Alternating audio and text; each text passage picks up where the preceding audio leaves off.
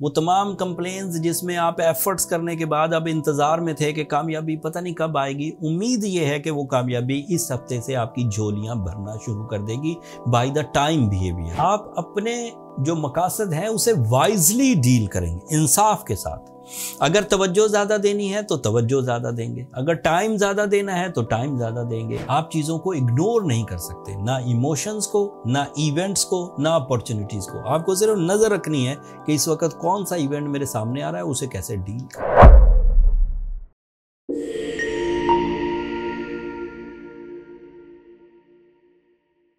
अस्सलाम वालेकुम कैंसेरियंस, मैं हारिस अज़मी प्रोफेशनल एस्ट्रोलॉजर आपकी खिदमत में हाजिर हूँ इस हफ्ते की एस्ट्रोलॉजिकल रिसर्चेस के साथ। ये सितंबर का आखिरी हफ्ता है। 23 सितंबर से इस वीक में जो चेंजेस आने लगी हैं वो शुरू होंगी एंड उनका इम्पैक्ट डे बाय डे बढ़ता जाएगा। 2 इवेंट्स हैं इन 8 दिनों में। पहला इवेंट तो पहले ही दिन हफ्ते के आपके लिए वीनस नाम का एक प्लैनेट है जो आपके लिए बड़ा प्रोडक्टिव प्लैनेट है, वो आपके 5th एंगल पर आ जाएगा।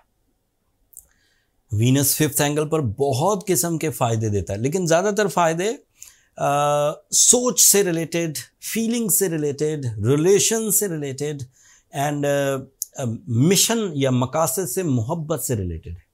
तशरीह अभी वीडियो के दौरान बयान करूँगा। बट दूसरा इवेंट है जो 26 सितंबर को होगा, that is major one and that create some material advantages.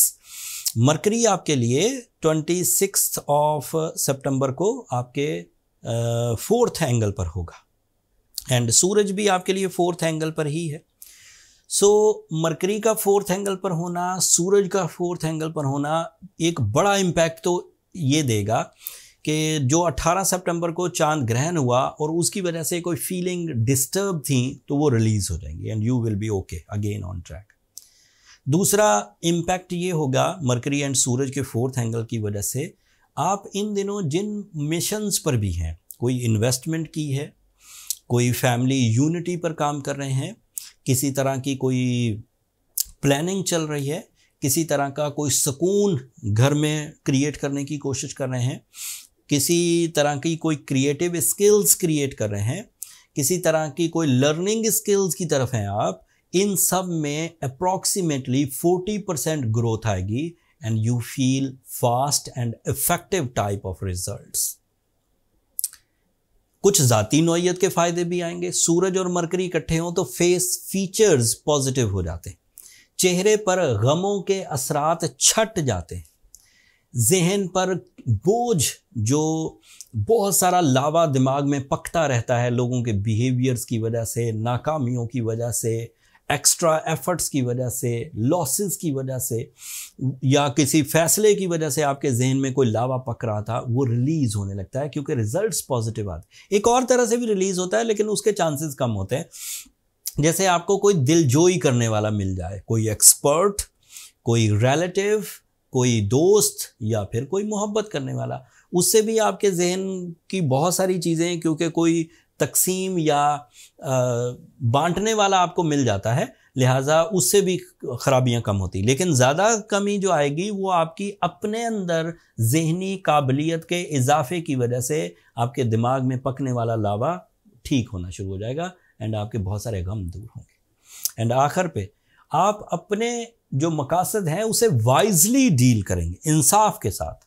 अगर तवज्जो ज़्यादा देनी है तो तवज्जो ज़्यादा देंगे, अगर टाइम ज़्यादा देना है तो टाइम ज़्यादा देंगे, अगर सिंसेरिटीज़ के साथ कोई कामयाबी होती है तो सिंसेरिटीज़ दिखाएंगे, अगर कुर्बानी से कोई कामयाबी ज़्यादा होती है तो कुर्बानी देंगे। सो वाइज डिसीजंस लेंगे विद योर मिशंस रिलेशनशिप्स के भी हो सकते हैं, फाइनेंस के भी हो सकते हैं, मिशंस बिजनेस के भी हो सकते हैं, मिशंस मज़हब के भी हो सकते हैं।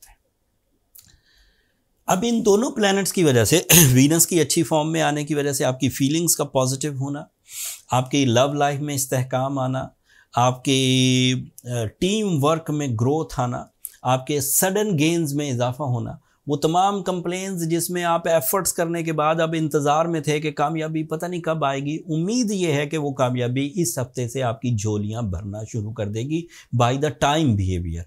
एफर्ट्स तो आप कर चुके। अब इन 3 प्लैनेट्स की वजह से इतने पॉजिटिविटीज़ हैं, इतनी कारकर्दगी आपकी अच्छी है कि मुझे लगता नहीं कि दीगर प्लैनेट्स पर भी मुझे कोई डिटेल देनी चाहिए, बट थोड़ा बयान कर देता हूँ आपके लिए। मार्स इस वक्त फर्स्ट एंगल पर है, that is so productive for your property business, that is very profitable for your family या एक्सटेंशन ऑफ योर हाउस, घर का बड़ा करना या फैमिली का बढ़ाना।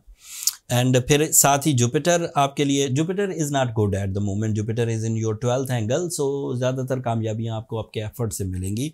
एंड आखिर पर सैटर्न आपके 9th एंगल पर है, रेट्रोग्रेड है। जिन लोगों का सैटर्न बाय बर्थ रेट्रोग्रेड था उनके लिए ये पॉजिटिव है, जिन लोगों का सैटर्न बाय बर्थ डायरेक्ट था उनके लिए ये नेगेटिव है, उन्हें अपनी जजमेंटल एबिलिटीज़ में कुछ प्रॉब्लम्स का सामना करना पड़ेगा। ओवरऑल देखा जाए तो प्लैनेटरी एक्शन इस वक्त इतनी फेवर्स तो कर रहा है जिससे आप अपनी ज़रूरतें और अपनी ख्वाहिशें ज़रूरतें एंड ख्वाहिशें दोनों ही पूरी कर जाए। एंड बहुत सारे जो पिछले मिशंस हैं उन्हें आप फुलफिल करने में आसानी देखेंगे। अब इतनी सी आसानी से अगर आप अपने मिशंस पूरे कर जाएं तो कोई ज़रूरत ही नहीं किसी तरह की रेमेडी परफॉर्म करने की। बट अगर आपको डिले दिखे अपने कामों में, अपनी कामयाबियों में, आपको स्ट्रगल दिखे अपने मिशंस को पूरा करने में, आपको अपने मूड में या हेल्थ में प्रॉब्लम्स दिखें, तो सूरह शम्स ज़रूर पढ़ें, रूबी ज़रूर पहने। सूरह शम्स एंड रूबी 2 ऐसी साइंटिफिक एंड स्पिरिचुअल रेमेडीज़ हैं जो आपको स्ट्रेंथन करेंगी, आपको रिफ्रेश करेंगी, प्लेजेंट करेंगी। एंड आपका जो मिशंस के साथ अटैचमेंट है वो बढ़ेगी, आपका अपने रिलेशनशिप में जो अटैचमेंट है वो बढ़ेगा, आपके बिलीव्स पुख्ता होंगे, आपके डिसीजंस अफेक्टिव होंगे, आपकी तालीमी सरगर्मियाँ बढ़ेंगी, आपकी पर्सनैलिटी ज़्यादा अट्रैक्टिव होगी, आप फैमिली के लिए ज़्यादा तेज़ी से जिद्दोजहद करते हुए उन्हें भी कामयाबियों की राह पर ले आएंगे। फिर भी कुछ कमी रहे, रेमेडीज़ भी परफॉर्म कर ली, सूरह शम्स भी पढ़ ली, तो फिर अपनी पर्सनल कैलकुलेशंस की तरफ जाइए ताकि ये बात फाइंड आउट हो सके कि इतने फेवर्स या जर्नल एफर्ट्स के बाद या रेमेडीज़ के बाद मामला हल क्यों नहीं हो रहे। बर्थ चार्ट डायग्नोसिस में ये सब बातें सामने आ जाती हैं। टाइम बिहेवियर क्या है, आपकी प्लानिंग क्या है, आपका सक्सेस रेशो क्या है, अगर सही है तो इसी तरह चलने दें, अगर सही नहीं है तो उनमें चेंजेस क्या लाने, ये सब बर्थ चार्ट में पता लग जाता है।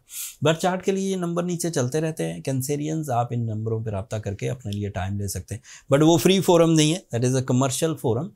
होपफुली आप अंडरस्टैंड करेंगे। अगले हफ्तों में मज़ीद एस्ट्रोलॉजिकल चेंजेस आएंगी, वो इन चेंजेस के साथ मिलकर आपको मज़ीद मसरूफ़ करेंगी, मज़ीद प्रॉफिटेबल करेंगी, मज़ीद फेमस करेंगी, आपकी लर्निंग स्किल्स बढ़ेंगी, आपकी एजुकेशनल परफॉर्मेंसेस बढ़ेंगी। तो आगे आप अब कुछ दिन बहुत अच्छे आ रहे हैं।